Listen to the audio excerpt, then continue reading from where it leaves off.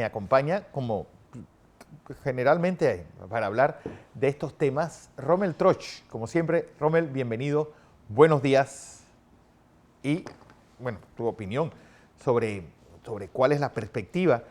Ya empiezan las lluvias en el canal de Panamá, se ha aumentado el número de tránsitos, pero ha sido una sequía desastrosa para no solamente el canal, sino también para los puertos. Empecemos por el pasado. Ya se tiene, pues, el resultado de esta sequía y cómo afectó a los puertos tanto del Caribe como del Pacífico. Buenos días. Buenos días, Fernando. Muchas gracias una vez más por la oportunidad de, de emitir opiniones y de compartir información sobre la industria marítima en Panamá, a nivel regional y a nivel global. Bueno, Rommel, la situación del canal afectó obviamente el movimiento portuario y hablábamos de 2.000 y algo de barcos menos. Bueno, Fernando, mira, dando seguimiento a la entrevista anterior, Ajá. el canal es una víctima del cambio climático, definitivamente. El canal de Panamá, hay un medio local reportó hace unos días que la diferencia en la cantidad de tránsito era 2.200 barcos menos. Yo he estado navegando un poco en las estadísticas de la ACP, no son muy amigables para entender esto, los números no están muy claros, la diferencia entre lo que va del año fiscal, Sí. este año, y versus el año pasado. Así que prefiero quedarme con la cifra de este medio que decía que eran 2.200 barcos menos. ¿Cómo se traduce eso? Bueno, mira, para las industrias marítimas auxiliares, eso ha sido un impacto fulminante. Menos barcos significa menos servicios a los barcos. La industria marítima auxiliar, Panamá, como un país marítimo, depende de más barcos, Sí. más carga, más tripulación.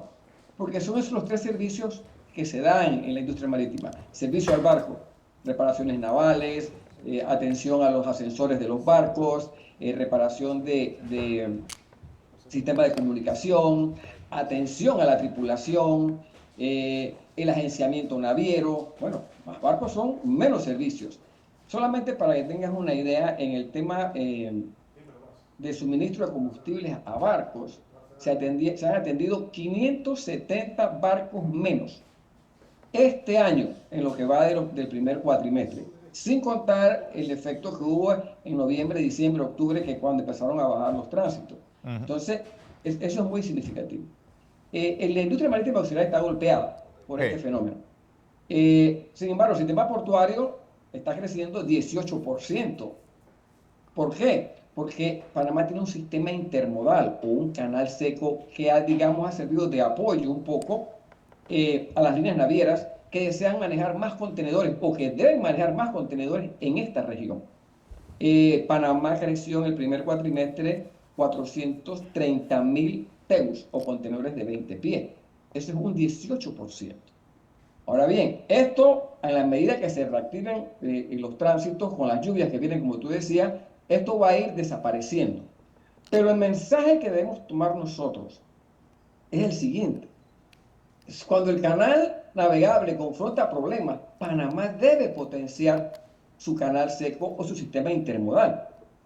Con el problema que hay en el canal, las navieras han buscado otras opciones, ¿verdad? Una de ellas es el sistema intermodal de Estados Unidos, que parte de la costa oeste a la costa este. Otro es el canal Suez. Y el otro, en esta ocasión, fue el sistema intermodal de Panamá.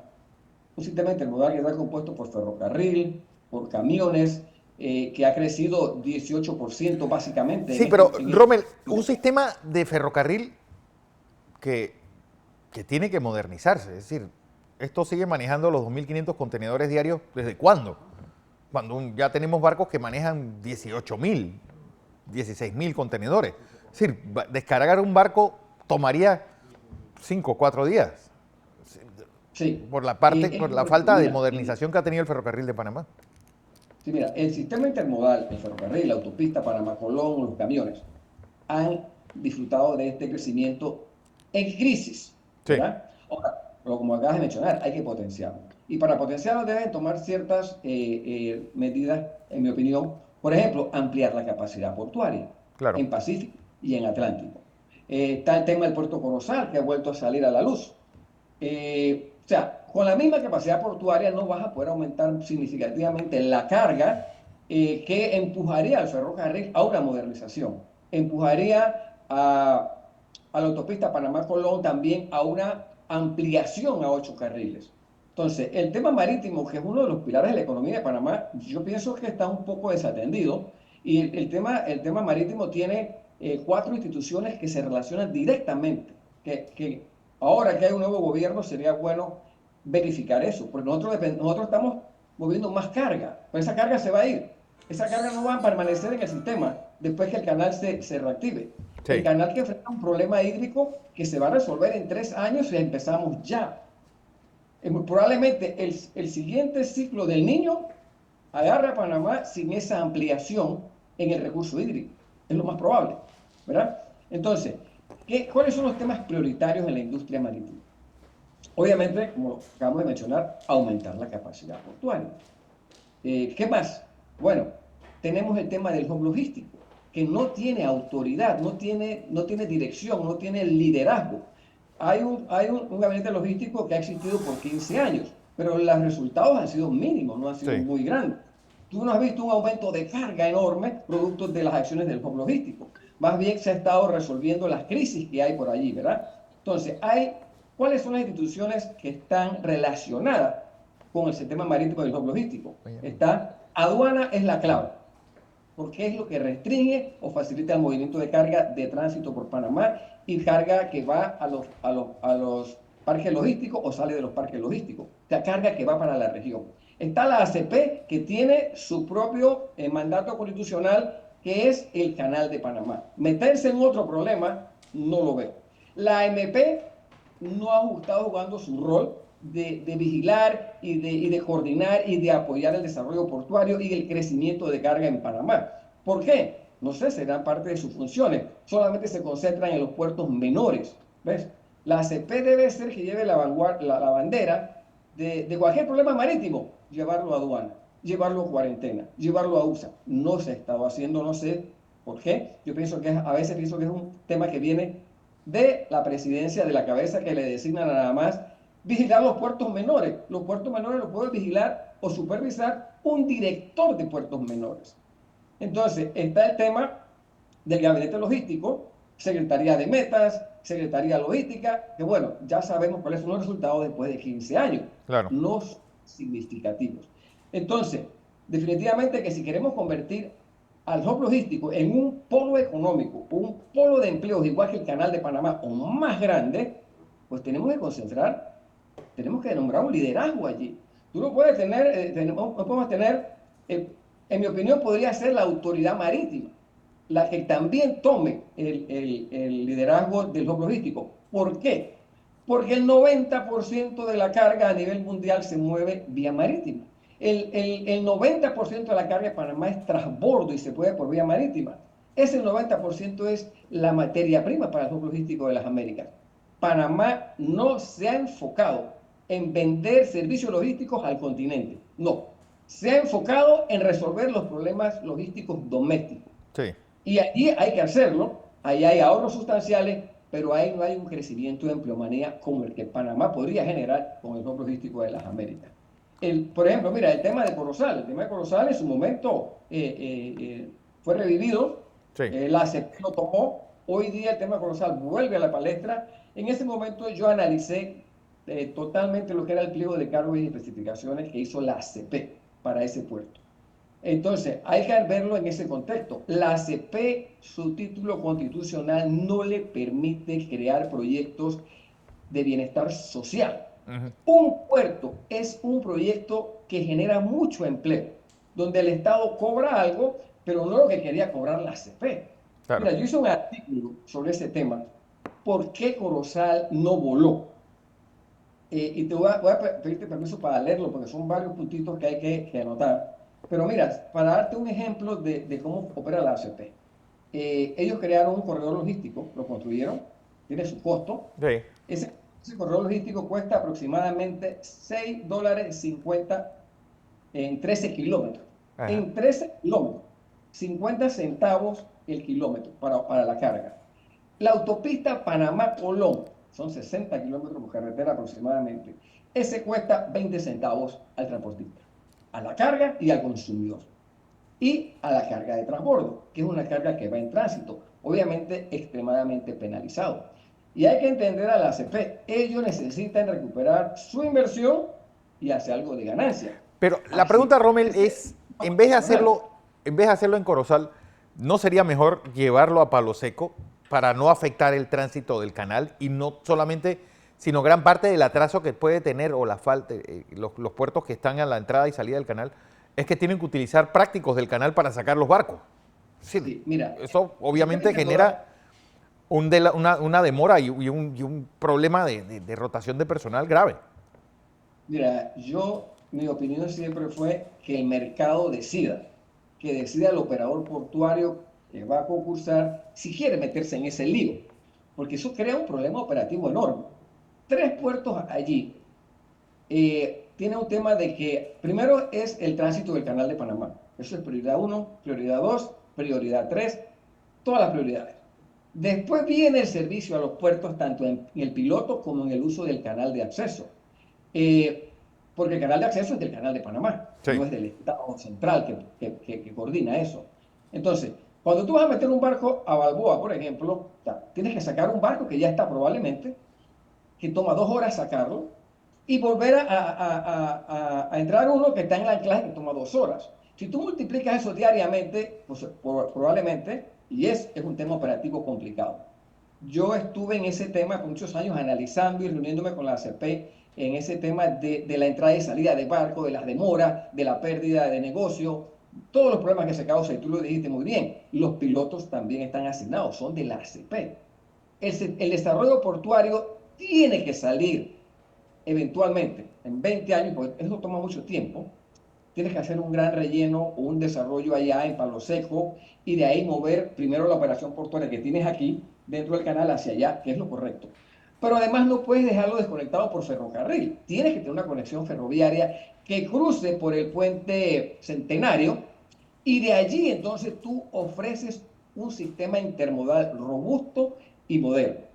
Pero mira, antes de que sigamos con el tema de Corozal, antes de que pasemos al tema de Corozal o del desarrollo portuario afuera, hay que hacer una ampliación portuaria en ambos lugares. La del Atlántico ya está limitada.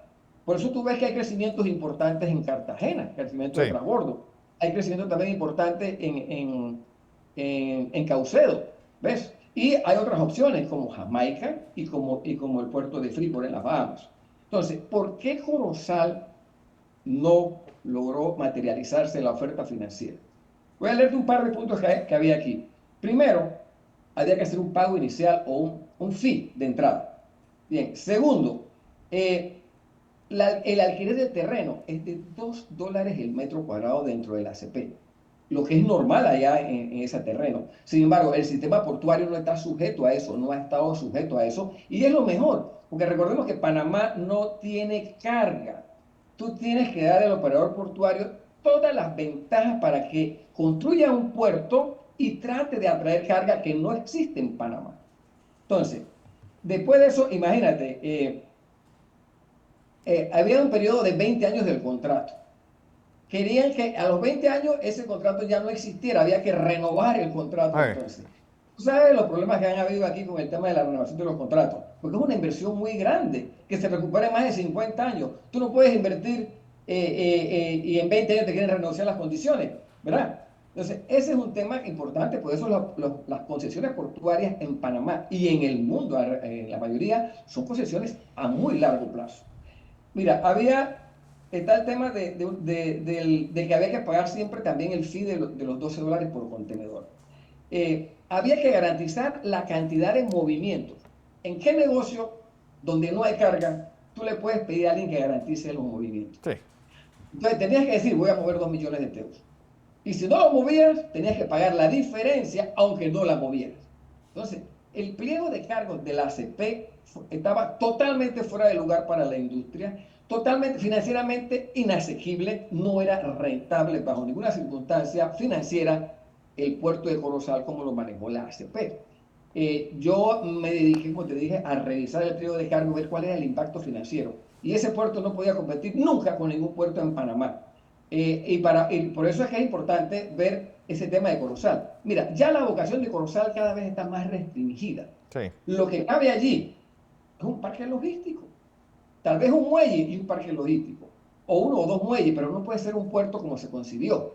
Bueno, imagínate los barcos Neopanamax cada vez son más grandes y cada vez la operatividad del canal pues, se concentra más en los Neopanamax.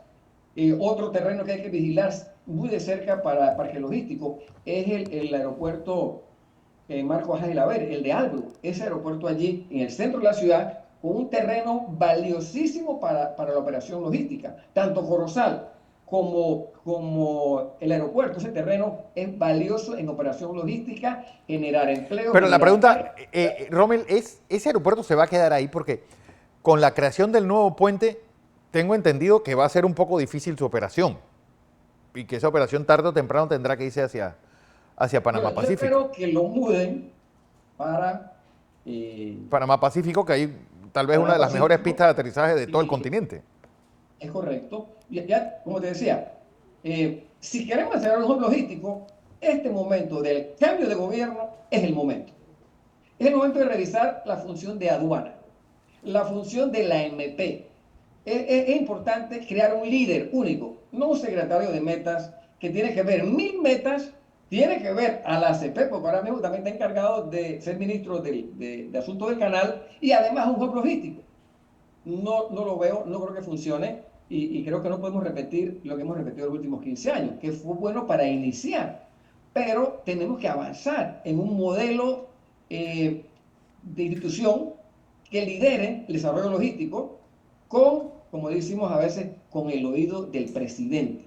Sí. Si no, aduana es un obstáculo, pero aduana es un obstáculo porque está en la ley. La aduana tiene que perseguir el contrabando y tiene que regular impuestos. Mira, yo tuve una entrevista la semana pasada en la radio y un ministro me dice, mira, un exministro, dice, aduana solo responde al presidente. Ningún ministro tiene hegemonía sobre aduana, aunque en el organigrama aparezca debajo de un ministerio. Entonces, Sí. Bueno, mira, ya es una autoridad, aduanas ya es una Panamá autoridad de aduanas, no es una dependencia de economía y es finanzas como lo correcto, era antes. es correcto, pero es la burocracia lo que limita el crecimiento del sistema intermodal. Es la burocracia de aduana, los reglamentos de aduana, que limita el crecimiento del hub logístico de las Américas. Se creó un canal, el sistema intermodal, recientemente, hace como un mes, fue creado por el gabinete logístico para impulsar esto, pero esa es una ley que está todavía muy lejos de ser una realidad. Al cambio de gobierno, ese decreto que crea el canal seco de Panamá y el sistema intermodal, ese es un decreto muy bueno, pero hay que concentrarse con un líder solo, porque esto va a conectar los aeropuertos de la ciudad capital, sobre todo, va a conectarlo con los parques logísticos y con los puertos, autopista Panamá-Colón y ferrocarril de Panamá. Es un momento muy oportuno para revisar esto y crear una institucionalidad directa que responda al presidente y que sea un gran coordinador, pero más que todo, que salga a viajar y traer clientes para el hub logístico Sí, de las Américas y que se venda servicio a todo el continente. Si esa es la vocación de Panamá. claro. Mira, Panamá cobra por transitar barcos. Panamá cobra por transitar carga. Ahora toca por dar valor agregado a esa carga. Bueno, vamos a ver pues cómo va. En estos días vamos a tener a José Ramón Icaza, ministro del Canal y mi secretario de Metas, exactamente para buscar esa coordinación y que las metas no se pierdan no, es que necesitamos un acueducto para algún pueblo perdido y esto esté al mismo nivel de la propia competitividad del país. Bueno, yo creo que es demasiado trabajo para él. Si queremos cerrar lo logístico, tenemos que crear un liderazgo independiente directamente al presidente. Eso ha sido lo que hemos estado haciendo de los últimos 7 años, promoviendo eso. Pero bueno, como te decía, es un gran momento.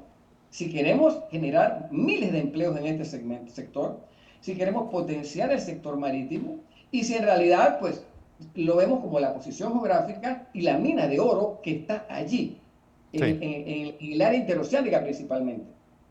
Tú así has mismo, visto ¿eh? que se están promoviendo varios canales secos, ¿no? El de México, ahora dice que también en Nicaragua, perdón, sí, Nicaragua también está promoviendo uno, Honduras está promoviendo uno, y Colombia está promoviendo otro.